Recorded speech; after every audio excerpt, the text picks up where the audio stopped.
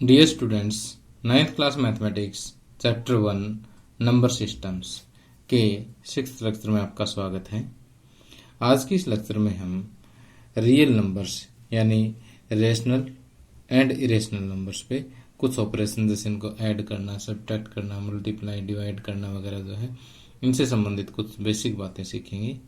इसके अलावा अगर कोई पॉजिटिव रियल नंबर हमारे पास x है और उसका रूट है हमें दिया हुआ है, यानी किसी पॉजिटिव रियल नंबर x का रूट, इसको थोड़ा सा आसान भाषा में समझाता हूँ कि मान लेते हैं कि हमारे पास कोई रियल नंबर है 3.5 और इसका रूट हो गया रूट 3.5। इस टाइप के नंबर को नंबर लाइन पर रिप्रेजेंट करना सीखेंगे। तो आप कहोगे सर पहले भी तो हमने नंबर लाइन पे रिप्रेजेंट करना सीखे हैं कुछ नंबर।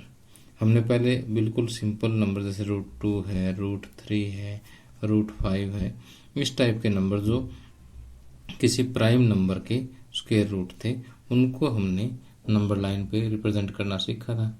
और उसमें खास बात क्या थी कि एक राइट एंगल ट्राइंगल बन जाती थी और उसका जो हाइपोटेन्यूज है वो या तो √2 के बराबर आ गया या फिर इस तरह से हमने एक स्टेप इसको आगे और बढ़ा लिया था, तो ये जो हाइपोटेन्यूज है ये √3 के बराबर मिल गया। ओके, √5 को रिप्रेजेंट करना था तो यहाँ पर 2 यूनिट और यहाँ पर 1 यूनिट लिया, तो ये जो हाइपोटेन्यूज है ये √5 के इक्वल मिल गया। तो इतनी प्रकार खोल ली और यहाँ से हमने चाप लगा दी थी। इस टाइप की बातें हमने सीख ली थी पहले। तो यहाँ पर हमारे पास कोई विशेष समस्या नहीं थी क्योंकि हाइपोटेन्यूज हमें मिल जाता था, ठीक। और उससे हमें जो तो इस हाइपोटेन्यूज से क्या मिलता था कि इतने हम आर्क खोल ले, इतने हम प्रकार खोल करके यहाँ पर एक आर्क लगा देते थे और ये बिंदु जो है हमारा रिक्वायर्ड पॉइंट जो हमें मिल जाता था। लेकिन अगर मान लिया इस टाइप का रियल नंबर हो जैसे 3.5 है, तो ऐसे में तो ऐसे राइट एंगल ट्राइंगल वाला तो कंसेप्ट नहीं चलेगा वहाँ पर। इसके लिए हमें कुछ ना कुछ और जो है वो मेथड अप्लाई करना पड़ेगा। तो आज मैं वही सिखाऊंगा आपको, लेकिन उससे पहले रियल नंबर्स पे कुछ ऑपरेशन लगाना सीखते हैं। अब देखिए यहाँ पर इसके लिए हम एक्सरसाइज एनसीईआरटी बुक के एग्जांपल्स को सोल्व करते हैं। और यहाँ पर ये कहता है कि check whether 7√5 7/√5 √2 + 21 π-2 are irrational number और नोट। आपको ये चेक करना है कि ये इरेशनल नंबर है या नहीं है। तो यहाँ पर देखिए कि 7 क्या है, एक रेशनल नंबर है, √5 इरेशनल नंबर है, इन दोनों की मल्टीप्लाई की हुई है। तो आपने चेक करना है कि एक रेशनल और एक इरेशनल नंबर की मल्टीप्लाई करें तो क्या आएगा, रेशनल को इरेशनल से डिवाइड करें तो क्या आएगा, एक इरेशनल में रेशनल ऐड करें तो क्या आएगा, और इरेशनल में से रेशनल सब्ट्रैक्ट करें तो क्या आएगा, यानी रेशनल आएगा इरेशनल आएगा, ये चीज़ हमने चेक करनी है। तो इससे पहले जो है हम इनकी वैल्यूज लिख लेते हैं कि जैसे हमें पता है कि √5 की वैल्यू कितनी होती है 2.236, ये याद रखनी होती है आपको। और दूसरा हम यहाँ पर यूज कर रहे हैं √2 और √2 की वैल्यू होती है 1.4142। ओके, और पाई की जो वैल्यू है वो 3.1415। ओके, और एंड सो ऑन। देखिए आगे पूरा डेसिमल एक्सपेंशन तो इसका हम लिख ही नहीं सकते ना, क्योंकि इरेशनल नंबर है। तो इरेशनल नंबर का जो डेसिमल एक्सपेंशन है वो नॉन रिकरिंग नॉन टर्मिनेटिंग होता है, तो इसलिए हमने आगे 3 पॉइंट्स लगा करके छोड़ दिए। नॉन टर्मिनेटिंग है, रिकरिंग ये है नहीं, इसलिए नए नंबर ही इसमें आते रहेंगे, कोई ब्लॉक जो है वो रिपीट नहीं होगा। अब देखिए 7√5 यानी एक रेशनल नंबर और एक इरेशनल नंबर दोनों की मल्टीप्लाई करेंगे तो क्या आएगा, 7 × 2.236। ओके, तो अब देखिए कि 7 6 42 42 कैरी 4 7 3 21 एंड 4 5 और 7 2 14 14 + 2 16 और 7 2 14 एंड 1 15। ओके, तो ये आ जाएगा 15.652 एंड आगे भी देखिए ये चीज़ें चलती रहेगी क्योंकि हमने तो यहीं से मल्टीप्लाई करना शुरू किया ना। तो इसकी डेसिमल एक्सपेंशन देखिए कैसी है, नॉन टर्मिनेटिंग, नॉन रिकरिंग, ठीक। सो ये क्या होगा, इरेशनल नंबर होगा। तो हम कहेंगे it's decimal expansion is non terminating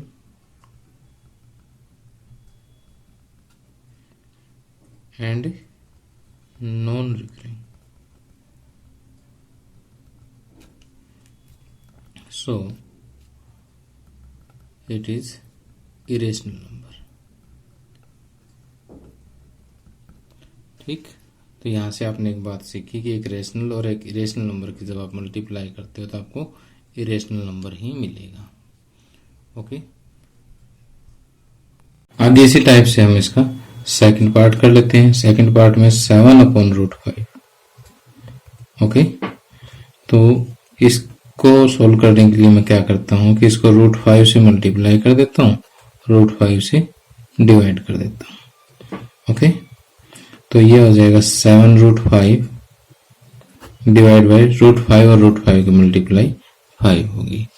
अब √5 और √5 की मल्टीप्लाई 5 क्यों होती है कि स्क्वायर रूट ऑफ 5 का मतलब होता है 5 पावर 1/2, ठीक। जब हम square root of 5 and square root of 5 की मल्टीप्लाई करते हैं तो 5 power half into 5 power half होता है, ठीक है। अब देखिए कि बेस अगर सेम हो तो मल्टीप्लाई करते टाइम इसके पावर्स जो है ऐड हो जाती है, तो हाफ प्लस हाफ कितना हो गया, 1 हो गया। तो अब आपने एक बात याद रखनी है कि √5 इंटू √5 5 के इक्वल होता है। इसी तरह से √3 इंटू √3 3 के इक्वल होता है। √2 इंटू √2 2 के इक्वल होता है।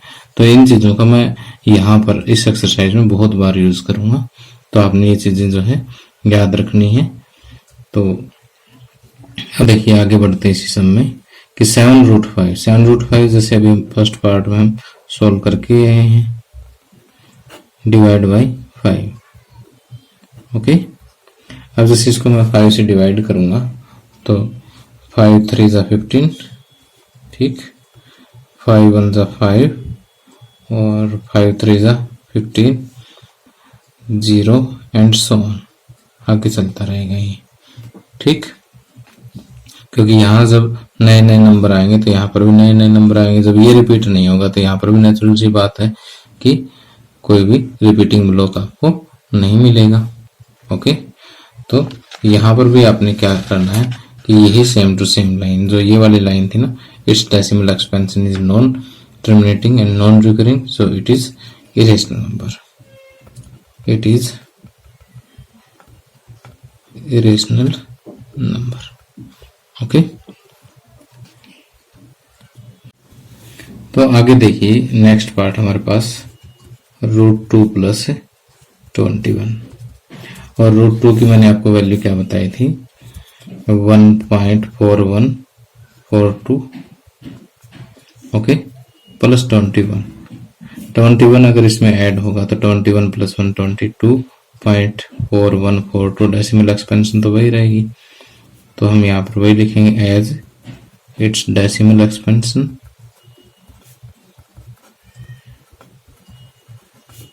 Is non terminating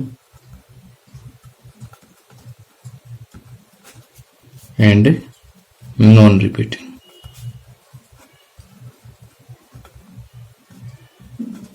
So it is irrational number, ठीक।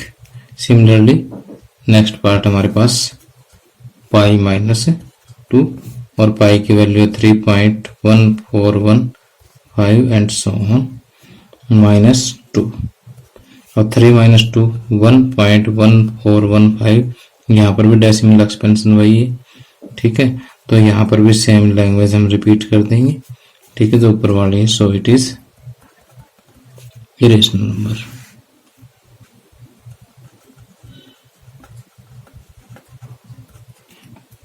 ठीक।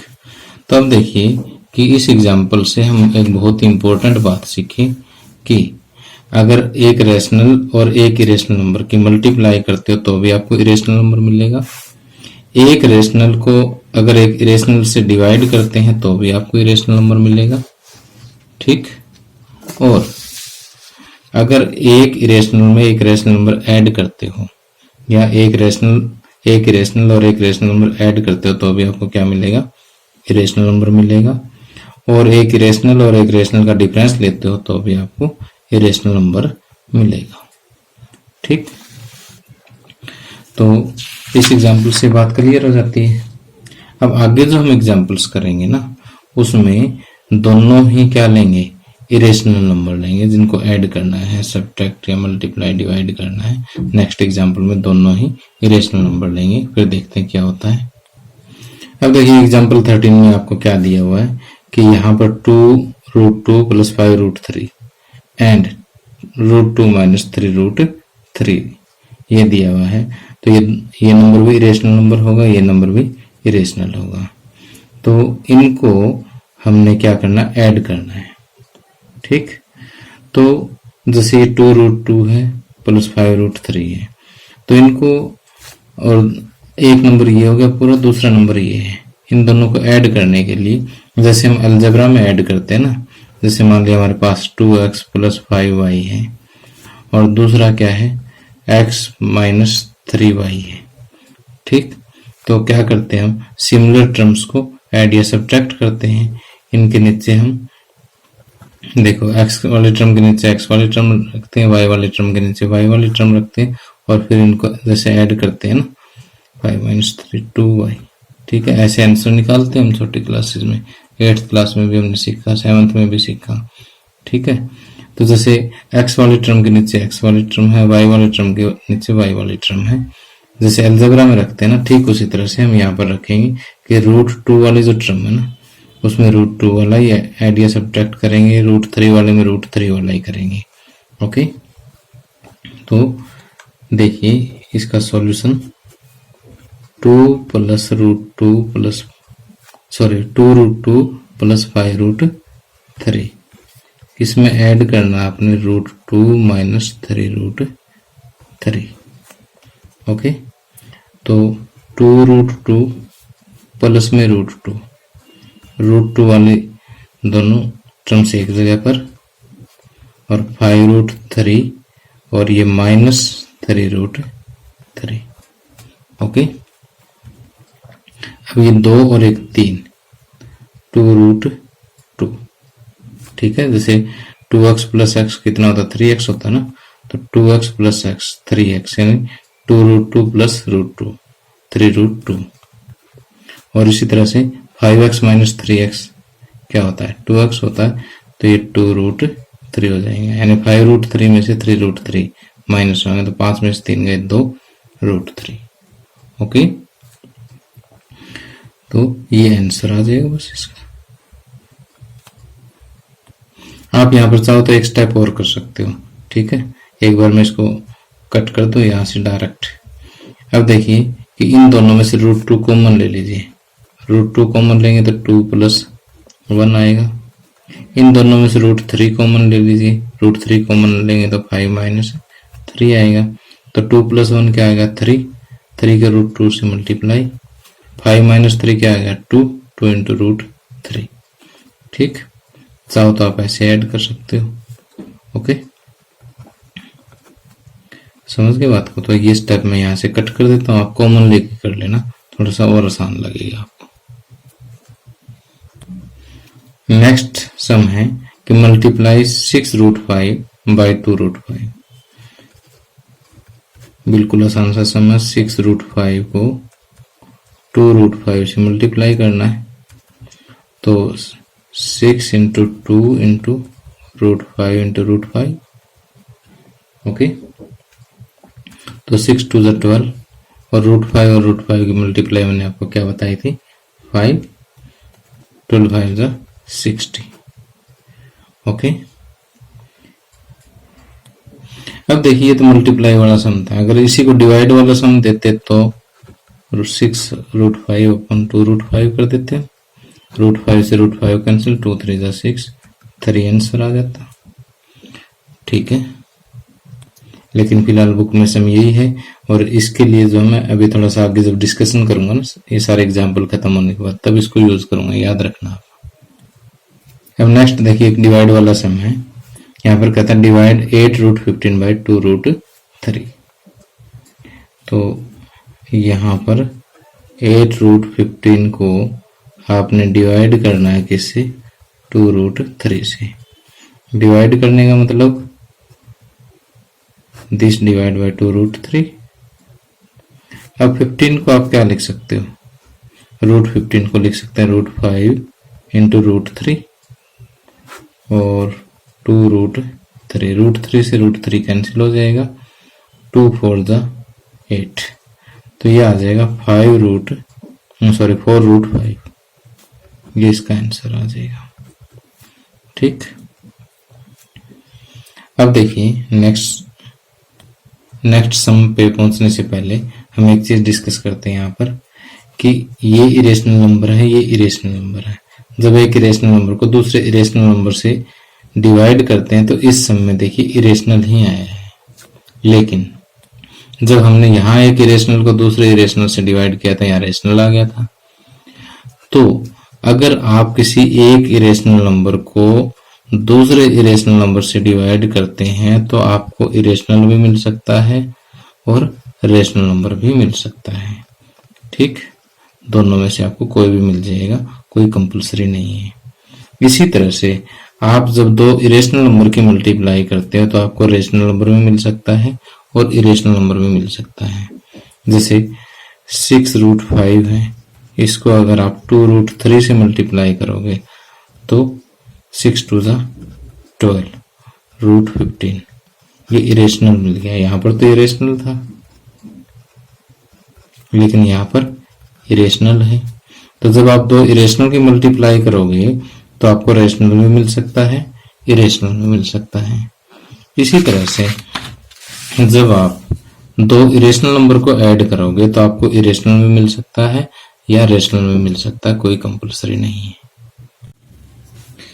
अब देखिए आगे हम ये देखते हैं कि हमारे पास जैसे कुछ रियल नंबर्स हैं, जैसे square root of 3.5, square root of 4.3 या square root of 8.47।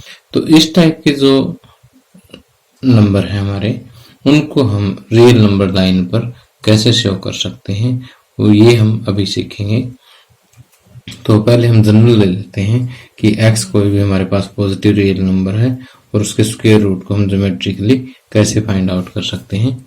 Geometrically find out करने का मतलब हमें एक रियल नंबर लाइन पर इसको शो करना है। तो इसके लिए जो है पहले आप एक लाइन ड्रा कर लें। ओके, इस लाइन पर देखिए जो भी आपको x गिवन है, x बेशक आपको 3.5 गिवन है तो यहाँ पर आप 3.5 ले लें, 4.3 गिवन है तो 4.3 ले लें, या 8.47 गिवन है तो x 8.47 ले लें। तो जितना भी आपको x गिवन है वो आप यहाँ पर ले सकते हैं। तो मैं यहाँ पर नॉर्मली कोई भी x ले लेता हूँ, एक बार जनरल कर लेता हूँ, वैल्यू कोई नहीं लेता हूँ। तो ये हमारे पास क्या है, x है। ये जो डिस्टेंस है कितना है, x। ठीक, और इसको मैं नाम दे देता हूँ a और इस पॉइंट को मैं नाम दे देता हूँ b। ओके, अब देखिए आगे b को 1 यूनिट डिस्टेंस हम और एक्सटेंड कर देते हैं। तो 1 यूनिट, जितना भी आपने नंबर लाइन पे यूनिट मानना है उतने प्रकार खोलिए और उसको 1 यूनिट आगे बढ़ा दीजिएगा। ठीक, अब 1 यूनिट आगे बढ़ाने के बाद जो पॉइंट आया उसको आप C का नाम दीजिए। ये यहां से यहां तक कितना है, 1 है। ठीक, अब देखिए कि AC का आपने हाफ करना है, यानी इसका मिड पॉइंट फाइंड आउट करना है। मिड पॉइंट फाइंड आउट करने के लिए देखिए AC जितनी लेंथ है उसके हाफ से थोड़ा सा ज्यादा अंदाजे से आपने प्रकार खोलना है और एक आर्क ऊपर लगानी है और एक आर्क नीचे लगानी है। ओके, फिर सी को ओरिजिन मान करके उतना ही खुला प्रकार रख करके एक आर्क ऊपर और एक आर्क नीचे लगानी है। तो अब देखिए कि जहां पर ये दोनों आर्क ऊपर नीचे वाली कट करती हैं उनको आपने ज्वाइन कर देना है। ठीक, डॉटेड ज्वाइन करेंगे क्योंकि सिर्फ मिड पॉइंट फाइंड आउट करने के लिए हम यूज करते हैं। ओके, तो ये ए सी का मिड पॉइंट है और इस मिड पॉइंट को मैं पॉइंट ओ का नाम दे देता हूं। ओके, अब देखिए ओ को सेंटर मानिए और ए के इक्वल, ओ ए के इक्वल आप रेडियस लीजिएगा। ठीक, और ओ को सेंटर मानते हुए आपने क्या करना है, एक सेमी सर्कल ड्रा करना है यहाँ पर। ओके, तो अब देखिए यहाँ पर हल्का सा एरर है, पॉइंट सी पे एग्जैक्ट मिलना चाहिए। ये इसलिए कि मेरी पेंसिल थोड़ी सी मोटी है, अगर मैं बारीक पेंसिल लेता हूँ तो आपको वीडियो में फिगर दिखाई नहीं देगा। ठीक है, तो आप इसको अच्छी तरह समझ गए होंगे कि ओ ए के इक्वल प्रकार खोलनी है और एक सेमी सर्कल लगाना है जो यहाँ पर सी के ऊपर बिल्कुल आपका टच हो जाना चाहिए। अब देखिए कि आपने एक डी या सेट स्क्वायर की हेल्प से पॉइंट बी के ऊपर एक परपेंडिकुलर ड्रा करना है। क्या करना है, पी के ऊपर एक परपेंडिकुलर ड्रा करना है। ओके, जो इस सेमी सर्कल को पॉइंट डी पर कट करेगा। अब ये जो बी डी डिस्टेंस है ये रूट एक्स के इक्वल होगा। बी डी डिस्टेंस जो है वो किसके इक्वल होगा, एक्स के इक्वल होगा। अब देखिए इस नंबर लाइन पर आप बी को ओरिजिन मानिए, सी जो है 1 होगा। ठीक, अब ओ डी के बराबर प्रकार खोलिएगा। ओ डी के बराबर आपने क्या करना है, प्रकार खोलना है। ये रूट एक्स के बराबर हो गया और फिर आपने एक आर्क ऐसी लगानी है जो इस नंबर लाइन को टच करे। मान लेते हैं कि ये पॉइंट पी पे टच करती है इस नंबर लाइन को, तो ये पॉइंट पी जो है ये रूट एक्स को रिप्रेजेंट करेगा। ठीक, तो इस नंबर लाइन पे बी को ओरिजिन मानना है, सी को 1 मानना है, तो ये पॉइंट आपको क्या देगा, रूट एक्स देगा। अब आप लोग सोचते होंगे सर कि हम कैसे मान लें कि ये रूट एक्स है, इसको प्रूव तो करना पड़ेगा ना। तो देखिए कि यहाँ से एक बार मैं इस फिगर को कंप्लीट कर लेता हूँ, उसके बाद समझाता हूँ आपको कि यहाँ से यहाँ तक कितना डिस्टेंस है, x, और आगे कितना है, 1। तो देखिए कि अब हमें इस राइट एंगल ट्राइंगल पर पूरा फोकस करना है। ठीक, तो इस राइट एंगल ट्राइंगल की एक साइड रूट एक्स है, ये हमें प्रूव करना है। ठीक, तो पहले इसकी ये वाली साइड भी हमें फाइंड आउट करनी पड़ेगी, ये भी फाइंड आउट करनी पड़ेगी। तो इसके लिए जो है अब ये वाली साइड OD तो OA के इक्वल है क्योंकि सर्कल सेमी सर्कल है, इसका रेडियस बेसिक आप यहाँ से ले चाहे यहाँ से ले तो इक्वल ही आना है। ओके, तो OA किसकी इक्वल हो जाएगा, OA यहाँ पर x प्लस, देखिए यहाँ तक तो x है, यहाँ तक तो x है और ये x प्लस 1 हो गया पूरा, x प्लस 1 का हाफ है, x प्लस 1 का हाफ है।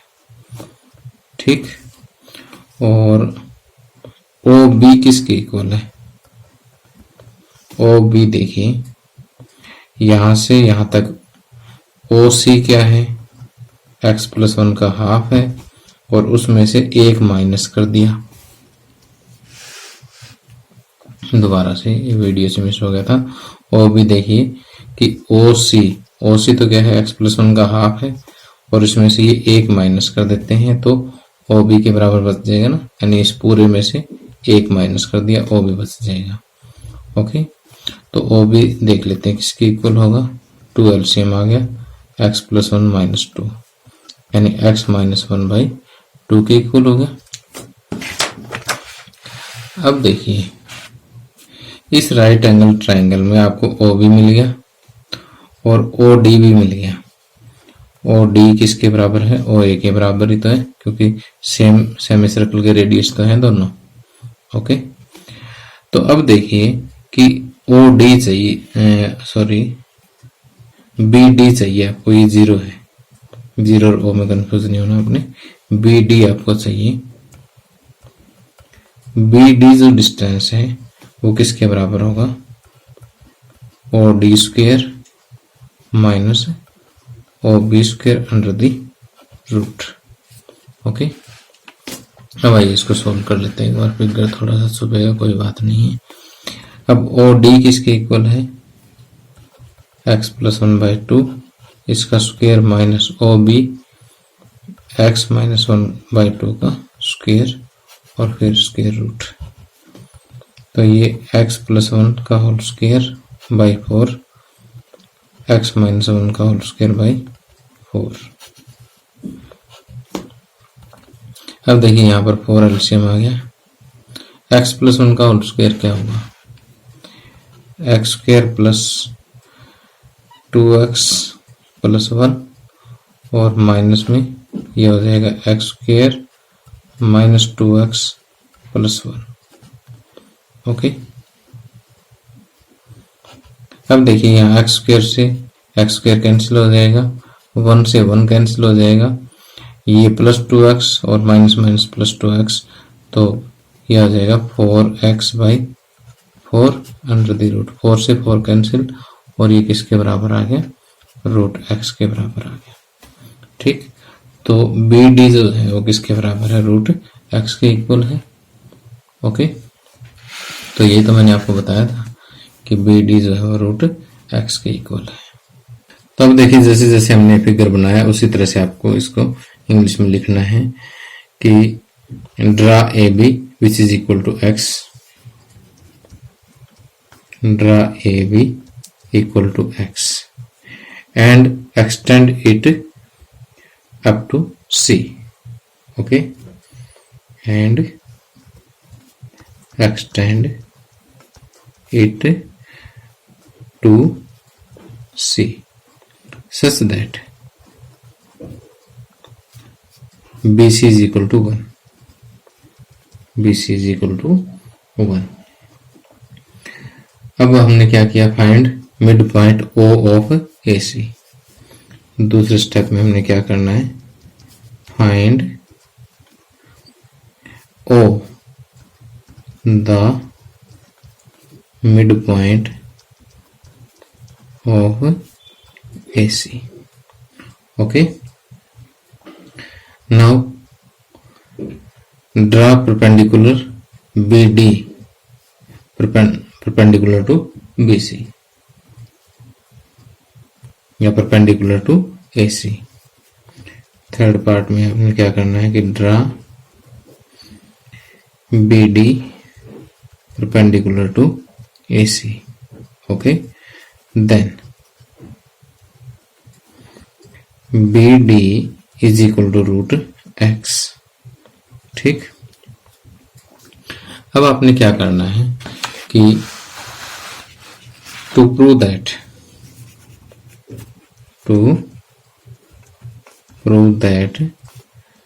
BD is equal to root x। ये चीज प्रूव करने के लिए आपको ये जो मैंने भी आपको समझाया सारा मैथमेटिक्स करना है। ठीक, और अब देखिए कि लास्ट में हमने क्या किया था कि ये BC प्रोड्यूस्ड का मतलब आगे बढ़ाया हुआ, BC को आगे बढ़ाया हुआ जो लाइन है इसको हमने नंबर लाइन की तरह से लिया जिसमें B ओरिजिन है। ठीक है, और BC 1 यूनिट है। तो BD को अगर हम रेडियस माने, B को सेंटर माने, तो एक आर्क लगाएंगे जो कि इस नंबर लाइन को पॉइंट P पर कट करती है। तो पॉइंट P जो है वो रूट x को रिप्रेजेंट करेगा। तो हम यहाँ पर नेक्स्ट देखिए, इतना मैथमेटिक्स करने के बाद जो आगे लिखेंगे, नाउ टेक BC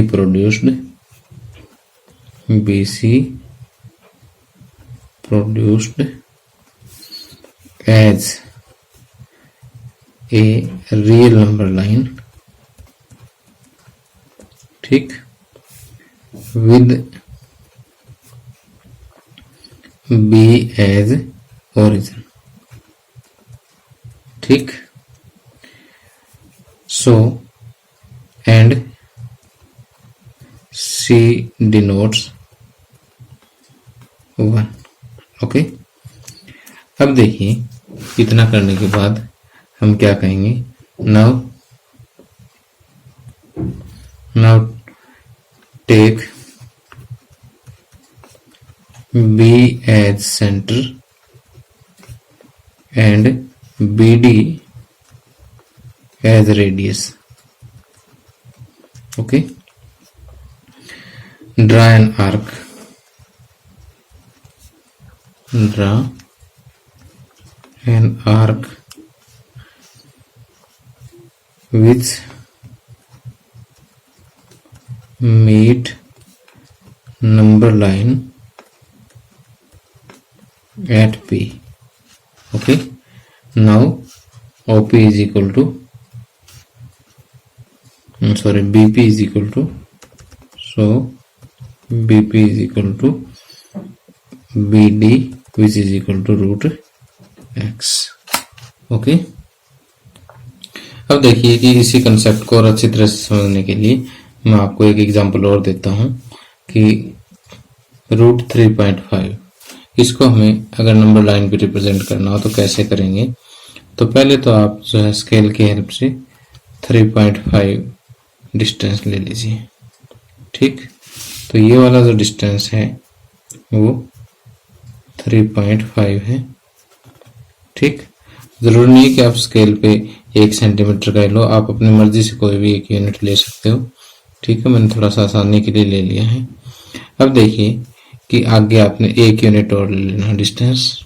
ठीक, तो इसको मैं पॉइंट ए का नाम दूंगा, ये पॉइंट बी का नाम है और ये पॉइंट सी। तो ये 0 को रिप्रेजेंट करेगा, ये 1 को रिप्रेजेंट करेगा और यहाँ से आगे वाली ये नंबर लाइन मानेंगे हम।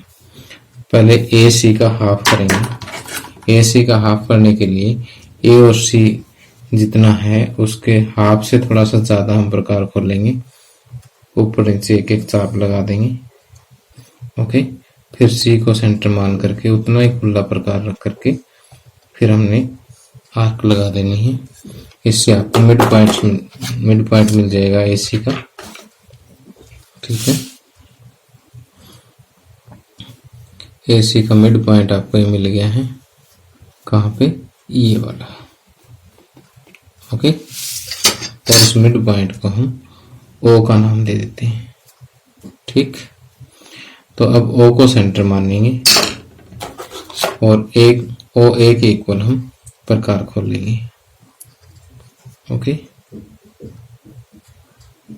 देखिए यहाँ पर हम ओ एक इक्वल प्रकार खोलेंगे और ये आपके प्रकार जो है इधर सी के साथ जाकर के मिलने चाहिए। ओके,